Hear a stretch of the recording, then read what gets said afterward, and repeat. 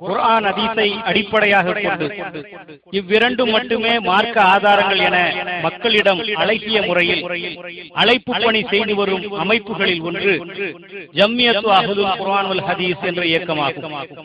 அல்லாஹ்வின் இல்லங்களை எழுப்பி அழைப்பு பணியை மட்டும் அரசியல் ஆரவாரங்கள் எதுவும் இல்லாமல் உள தூய்மையுடன் இயங்கும் இவ்வியக்கத்தை வாய் கூசாமல் வசைபாடும் நிலையை பாருங்கள். உண்மைக்கு மாற்றமான அப்பட்டமான பொய் செய்திகளை, அல்லாஹ்வின் ஆலயத்தின் மீதே அவிழ்த்துவிடும் அநியாயத்தையும், புதுக்கோட்டை பள்ளி நிர்மாண விவகாரத்தில் 7.5 லட்சம் ரூபாய் 17 லட்சம் ரூபாயாக மாறிப்போகும் அதிசயத்தையும் பொய்யர்களின் வாயினாலேயே கேளுங்கள். அதை விட அல்லாஹ் பெரியவன். ஏன்னு கேட்டா பாத்திலுக்கு துணை செய்ய மாட்டான். அதுக்கு ஒரு சம்பவத்தை நீங்க தெரிஞ்சுக்கணும். அது என்ன சம்பவம்னு கேட்டா, பள்ளிவாசல் கட்டுவதற்காக இவர் பணங்கள் நிறைய வரும்.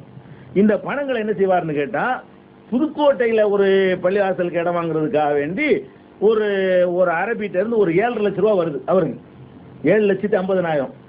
அந்த 7,50,000 என்ன பண்றாருன்னு கேட்டா, அங்க உள்ள சகோதரர்கள், புதுக்கோட்டை மாவட்டம், பக்கத்துல உள்ள மாவட்டங்கள், அது யார்கிட்ட கொடுக்கலாம் அதெல்லாம் ஆலோசனை பண்ணி அங்க ஒரு கமிட்டியை போட்டு அதுக்கு அந்த ரூபாய்க்கு உள்ள பக்காவான ஏற்பாடுகள் எல்லாம் பண்ணிட்டு இதான் செய்யணும்.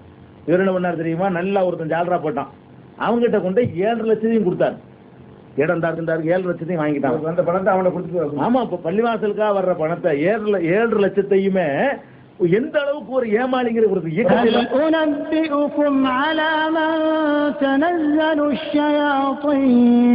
تنزل على كل أفاك أثيم يلقون السمع وأكثرهم كاذبون. இப்படி இந்த பள்ளிவாசல்ங்கிற பெயர்ல எக்கச்சக்கமான தில்லுமுள்ளுகள். புதுக்கோட்டையில பள்ளிவாசல் கட்டுறேன்னு சொல்லி 17 லட்சம் ரூபாய் கொண்டு ஒருத்தன் கையில கொடுத்து அவன் தின்னுட்டு போயிட்டான். நாங்க இழுத்து கொண்டாந்து வச்சதை வாங்கி செக்கெல்லாம் வாங்கி கொடுக்கிறோம். இப்படி இந்த பள்ளிவாசல்ங்கிற பெயர்ல எக்கச்சக்கமான தில்லுமுள்ளுகள்.